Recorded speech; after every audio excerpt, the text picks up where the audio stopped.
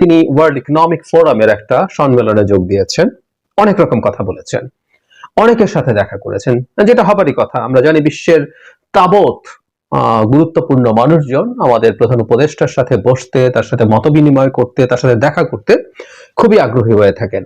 কিন্তু এই অনুষ্ঠানে অনেক কথা হয়েছে, অনেক রকম রাষ্ট্রীয় গুরুত্বপূর্ণ ইস্যু আছে, কিন্তু আমার কাছে একটা জিনিস নজর কাড়লো, যেটা আমাদের অভ্যন্তরীণ রাজনীতির জন্য, ভবিষ্যৎ রাজনীতির জন্য খুবই গুরুত্বপূর্ণ বলে আমি মনে করি। সেটা হচ্ছে ওনার একটা বক্তব্যে আমার মনে হলো যে ওনার কাছে ছাত্র নেতাদের গুরুত্ব কি কমে গেছে, এবং সেটা যদি হয়ে থাকে তাহলে ভবিষ্যতে কি ধরনের পরিস্থিতি আমাদের রাজনীতিতে হতে পারে, ছাত্র নেতারা এটাতে কিভাবে প্রতিক্রিয়া দেখাতে পারেন, বা অপরাপর রাজনৈতিক দলের কাছে বার্তা কি, সেটা নিয়ে কথা বলবো। সেটা বলার আগে আমার মানে যখন এই নিউজটা পড়েছি তখনই আমার একটা ছবি মোর কথা মনে পড়লো, ছবি বা একটা ভিডিও। আমাদের নিশ্চয় মনে আছে জাতিসংঘের সাধারণ পরিষদের যখন সম্মেলন হলো, তখন ডক্টর ইউনূস ক্লিন্টন ফাউন্ডেশন একটা প্রোগ্রামে গিয়ে, এই ছবিটা আপনাদের নিশ্চয় মনে আছে, অনেক রকম গল্প করছিলেন আমাদের মুভমেন্টটা কিভাবে হলো। সেখানে একটা পর্যায়ে তিনি তার তখন বিশেষ সহকারী ছিলেন জনাব মাহফুজকে সামনে ডেকে এনে পরিচয় করিয়ে দেন, যে খুব বিনয়ের সাথেই মানে মাহফুজের কথা বলছেন, যে তিনি বিনয়ের সাথে স্বীকার করেন না, বিনয়ের কারণে যে অনেকেই ছিল, কিন্তু ডক্টর ইউনূস বলছেন যে তিনি আসলে ব্রেইন বিহাইন্ড দ্য মুভমেন্ট হিসাবে পরিচিত। সো ঠিক এই ধরনের ভাষাই ব্যবহার করেছিলেন, কিন্তু আমরা অনেকে এটাকে আবার একটু ফর্ম আমাদের নিজের মতো করে এটাকে মাস্টার মাইন্ড শব্দটা বলা শুরু করেছে। সো সেই শুরু যে মাস্টার মাইন্ড শব্দটা আসলে আমাদের এটা একটা, এবং ডক্টর ইউনূস সেখানে, যেটা খুব স্বাভাবিক, আপনি যখন কাউকে মাস্টার মাইন্ড বলতে চাইবেন তখন একটা অপরিকল্পিত মুভমেন্টে তো মাস্টার মাইন্ড থাকতে পারে না। সো মাস্টার মাইন্ড থাকার জন্য যেটা শর্ত আছে সেটাও প্রধান উপদেষ্টা পূর্ণ করেছিলেন। সেটা হলো তিনি বলেছিলেন ইট ওয়াজ আ meticulously planned movement. So meticulously planned, এবং তার পেছনে একটা ব্রেইন আছে মিস্টার মাহফুজ, এইরকম ভাবে একটা ধারণা। এবং দীর্ঘদিন থেকে স্টুডেন্টদের কথা তিনি বলেছেন, এবং স্টুডেন্টরাই সবকিছু করেছে, এখনো তা বলছেন না তা না, কিন্তু একটা খুব সিগনিফিক্যান্ট বিষয় আছে, এটা একটু দরকার। এবার তিনি, আমার কাছে খুব চমৎকার লেগেছে তিনি যেভাবে বলেছেন। আমি একটু মূল জায়গাটার আগে কিছু অংশ তারপরও পড়তে চাই। মানে তিনি এত সুন্দরভাবে জুলাই আগস্টে যা হয়েছে ফাইনালি উনি বলেছেন, ইট ওয়াজ এক্সেলেন্ট। মানে ওনার ভাষাটা আমরা একটু খেয়াল করি, এবং মূল জায়গাটা যখন আসবে তখন কেন আমি যারা মাহফুজের এই ছবিটা আমার মাথায় এসছে তার এই বক্তব্য পড়ার সময়, সেটা নিশ্চয়ই আপনারা সাথে সাথেই বুঝে যাবেন। গত বছর জুলাই আগস্টে বাংলাদেশে যখন বৈষম্য বিরোধী আন্দোলন চলছিল, তখন ডক্টর ইউনূস ফ্রান্সের প্যারিস অলিম্পিক নিয়ে ব্যস্ত সময় কাটছিল। সেই সময় প্রসঙ্গ টেনে তিনি বলেন, যখন আমি আমার কাজ করছিলাম বাংলাদেশে কিছু একটা হলো, আমি এমন কিছুর জন্য প্ল্যান করছিলাম না কিংবা প্রস্তুত ছিলাম না, কিন্তু কিছু প্রেক্ষাপটে এমন বাস্তবতা তৈরি করেছে। বাংলাদেশে গত জুলাইয়ে ছাত্র আন্দোলন চলছিল, আন্দোলনের ইস্যু খুবই সাধারণ ছিল, কর্মসংস্থান চাওয়া হচ্ছিল, সবার জন্য সমান সুযোগের দাবি করা হচ্ছিল, চাকরিতে কারো কোনো বিশেষ ব্যবস্থা রাখার বিরুদ্ধে ছিল এই আন্দোলন। সরকার এবং ছাত্রদের মুখোমুখি অবস্থায় একটি কঠিন পরিস্থিতি তৈরি হলো। এই ঘটনা পুরো প্রেক্ষাপট পাল্টে দিল। ছাত্ররা এটিকে চ্যালেঞ্জ হিসাবে নিয়ে এর বিরুদ্ধে দাঁড়িয়ে গেল, অস্ত্রের সামনে নিজেদের বিলিয়ে দিল, কোনো অবস্থাতেই পথ ছেড়ে গেল না। তখন থেকেই তা হয়ে গেল অপ্রতিরোধ্য। তরুণরা সকালবেলা বাড়ি থেকে বের হয়ে আন্দোলনে গেল, নিজেদের কাছ থেকে নিজেরাই বিদায় নিয়ে, হয়তো তারা ফিরে নাও আসতে পারে, এরকম একটা পরিস্থিতি তৈরি হয়েছিল। তারা যুদ্ধক্ষেত্রে যাচ্ছিল, যখন গুলিবর্ষণ চলছিল ছাত্ররা পিছু হটছিল না, তারা যারা গুলি খেয়েছে তারা পড়ে গেছে রাস্তায়, পেছন থেকে আরেক দল এসে দাঁড়িয়ে গেছে।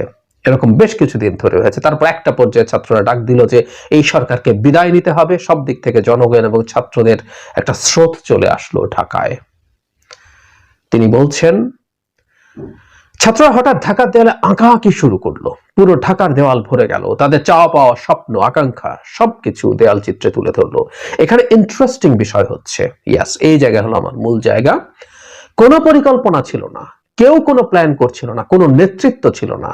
যে কোনো আন্দোলন একজন নেতৃত্ব থাকে, কিন্তু এখানে তেমন কিছু ছিল না, কোনো দিক নির্দেশনা ছিল না।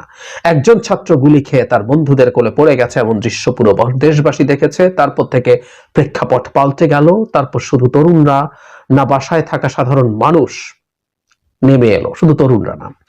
তাতে এইটি জনগণের আন্দোলনে পরিণত হলো। হাজার হাজার মানুষ প্রধানমন্ত্রীর বাসভবনের দিকে পদযাত্রা শুরু করলো। সবাই সিদ্ধান্ত নিল যে তাকে আর ক্ষমতায় রাখা যাবে না, 5 আগস্ট তিনি উড়াল দিলেন। আমি জায়গাটা আবার পড়ি, খুব মন দিয়ে শুনুন, এর মধ্যে খুব গুরুত্বপূর্ণ কিছু ইস্যু আছে বা ইঙ্গিত আছে।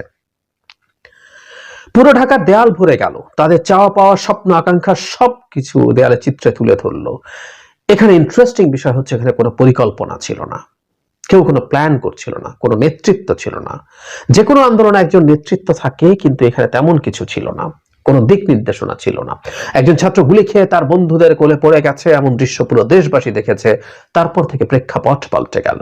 তারপর শুধু তরুণরা না, বাসায় থাকা সাধারণ মানুষজন রাস্তায় নেমে আসলো। আবু সাঈদের মৃত্যু, আমি বহুবার বলেছি, এই মুভমেন্ট মেটিকুলাসলি প্ল্যান্ড, যখন কেউ কেউ বলছেন বা কেউ কেউ নিজেকেও, mister Mahfuz in fact doctor Yunus বলার আগেই তখনও তিনি বিশেষ সহকারী হন। তার একটা ভিডিও পাওয়া যায় যেখানে তিনি প্রকারান্তরে নিজকেই এই সব মুভমেন্টের পেছনে দাবি করেছিলেন। প্রচুর সমালোচনা হলো, এরপর তিনি যে স্ট্যাটাস দিয়েছেন তাতেও ঘুরে ফিরে একই দাবি আসলে ছিল, তিনি এটা করেছেন।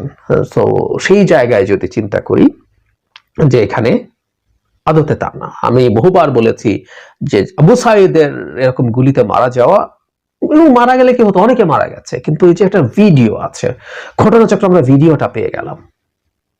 সো পরিকল্পনা করে আরো অনেক, আমি অনেক বিস্তারিত ভাবে কথা বলেছি কেন এই ধরনের একটা মুভমেন্ট কোনোভাবেই পরিকল্পিতভাবে হতে পারে না, এবং এটার ক্রেডিট কেউ এভাবে অন্তত নিতে পারে না যে আমি এটার মূল পরিকল্পক ছিলাম।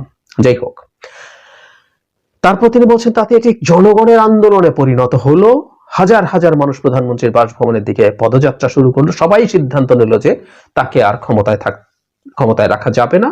5 আগস্ট তিনি উড়াল দিলেন। সবাই সিদ্ধান্ত নিল, এই সিদ্ধান্তটাও সম্মিলিত, কেউ স্পেসিফিকলি নিয়েছেন, তারপর সবাই ফলো করেছে। ভাষাগত দিক থেকে তিনি এভাবেও কথাটা বলেননি। তাহলে ব্যাপারটা এরকম দাঁড়ালো, একটা সময় তিনি যারা মাহফুজকে যে জায়গায় নিয়েছিলেন, ওই ছবিটা আপনারা বুঝতেই পারছেন, যখন তিনি বলছেন কোনো নেতৃত্ব ছিল না, কোনো পরিকল্পনা ছিল না, এটা একটা স্পন্টেনিয়াস সারপ্রাইজিং, তখন খুব স্বাভাবিকভাবে তিনি জনাব মাহফুজের ব্যাপারে তার যে ধারণা ছিল সেটা থেকে তিনি বেরিয়ে আসছেন। মানে উনি তো দেশে ছিলেন না, এবং উনি যখন দেশে ছিলেন না, হি ওয়াজ ফেড দ্যাট ইনফরমেশন। আমি সিরিয়াসলি মনে করি তাকে ওই তথ্যগুলো খাওয়ানো হয়েছিল, এবং বাংলাদেশের মাটিতে ওই সময় যা যা হয়েছিল সেটা নিয়ে ওনাকে মিসগাইডও করা হয়েছে কোনো কোনো ফর্মে, এবং এটার পেছনে অনেকেই নিশ্চয়ই জড়িত ছিল। এখন যখন উনি বক্তব্য দিচ্ছেন, তাহলে তিনি তার আসলে আগের বক্তব্য থেকে সরে এসেছেন জনাব মাহফুজের ব্যাপারে তার যে পারসেপশন। সাথে একটা তথ্য যোগ করতে চাই, জনাব মাহফুজ ডক্টর ইউনূসের সাথে এবার সুইজারল্যান্ডে যাননি, তিনি তো তার উপদেষ্টা। কি উপদেষ্টা আমরা আজও জানি না, জনাব মাহফুজের কি কাজ, কি দায়িত্ব, এগুলো আসলে আমাদের জনগণ হিসেবে জানার কথা ছিল, কিন্তু আমরা জানি না, সত্যিই জানি না। এটা কি রাজনৈতিক উপদেষ্টা? কোথাও কখনো বলা হয়নি। বা বিশেষ সহকারী যখন ছিলেন, রাজনৈতিক বিশেষ সহকারী, যদি সেটা হয়ে থাকে তার রেসপন্সিবিলিটি কি, এগুলো আমাদের জানার অধিকার আছে, কিন্তু আমরা জানি না। যাই হোক, তার সাথে থাকা এবং তার প্রচুর কনসালটেশন করা, তাকে পরামর্শ দেয়া, এরকম কিছু হওয়ার সম্ভাবনাই বেশি বলে আমরা মনে করি। কিন্তু এবার মাহফুজ সাহেব যাননি। কিন্তু মজার ব্যাপার হচ্ছে, দুদিন আগেই তিনি জানি না তিনি তার এলাকায় গেছেন কিনা, কিন্তু একটা পোস্টার আমাদের সামনে আসলো, বিভিন্ন জায়গায় দেওয়া হচ্ছে, যেখানে যেন মাহফুজকে মাস্টার মাইন্ড বলে আবার পোস্টারিং করা হচ্ছে, তিনি তার এলাকায় যাচ্ছেন। সো ওই জায়গা থেকে সরে আসা হয়নি। কেউ বলতে পারেন যে এলাকার লোকজন করেছে, না, এলাকার লোকজন আসলে যিনি যাচ্ছেন তার কাছ থেকে এই জিনিসগুলো এন্ডোর্সমেন্ট নেওয়া, বা যদি এটা হয়েই থাকে এই ব্যাপারে তার প্রতিবাদ করা দরকার ছিল, কিন্তু না, এই আলাপটা আছে। যখন যারা মাহফুজকে মাস্টার মাইন্ড সো কল্ড এই জায়গা থেকে ডক্টর ইউনূস অন্তত সরিয়ে রাখছেন, তখন পোস্টারিং হচ্ছে তার নামে সেইভাবে। যাই হোক, যেটা বলছিলাম, এটা দিয়ে আমার কাছে মনে হয় যে ছাত্রদের যতটুকু অবদান, এখানেও কিন্তু ছাত্রদের প্রচুর কথা আছে, কিভাবে তারা ফাইট করছে। ইয়াস, দে ডিড ইট। মানে কোটা মুভমেন্টের শুরুতে যে অসীম সাহসিকতা নিয়ে তারা লড়াই করেছেন, এটা তো ইতিহাসের অংশ। এই গুরুত্ব তো কেউ বাদ দিতে পারবে না, এটা কেউ ভুলিয়ে দিতে পারবে না। কিন্তু ওই যে বারবার যেটা বলছি, যে জায়গায় ছিল, এখানে কিন্তু ডক্টর ইউনূস অনেক সামষ্টিকভাবে জিনিসগুলো নিয়ে এসছেন, যে মানুষ একত্র হয়েছিল, বিভিন্ন জায়গা থেকে মানুষ ঢাকায় চলে আসছে, মানুষ আর শেখ হাসিনাকে মেনে নিচ্ছিল না। টোনটা এখন এই জায়গায়। তো আমরা এটুকু বলতে পারি, খুব স্বাভাবিকভাবেই 6 মাস হয়ে গেছে প্রায়, সেই সময়ের মধ্যে এসে আমাদের প্রধান উপদেষ্টা রিয়ালাইজ করেছেন আসলে what exactly happened at that moment. তিনি এখন, যেহেতু উনি ছিলেন না, উনি একটু দেরি হলে উনি এটা বুঝতে পেরেছেন কি ঘটতে পারে এখন।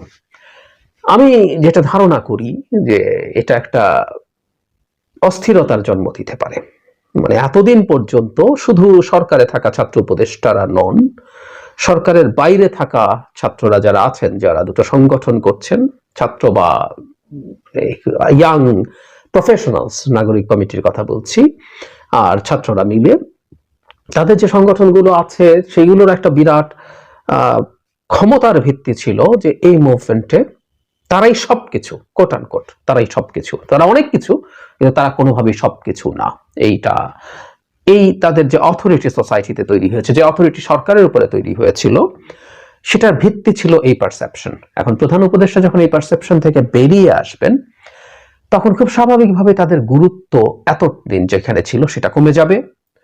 তারা বিভিন্ন জায়গায় সরকারের বা সরকারের বাইরেও ছাত্র সমন্বয়ক পরিচয়টা দেয়া তাদের যে পরিমাণ ক্ষমতা সৃষ্টি করত, সেটা থেকেও তাদের পতন হবে, কমে যাবে, অ্যাটলিস্ট পতন না হলেও।